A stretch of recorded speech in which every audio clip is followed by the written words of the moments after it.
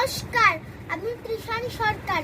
আজ doctor B.R.. আম্বেদকরের জন্মদিন উপলক্ষে আমি কিছু কথা বলতে চাই।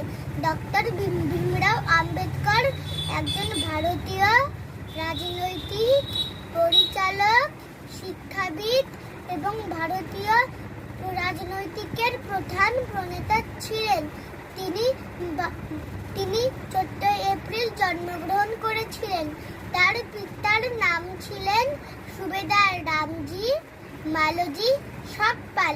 তিনি ব্রিটিশ সেনাবাহিনীতে সুবেদার ছিলেন। মাত্র 6 বছর বয়সে তার মা মারা যান।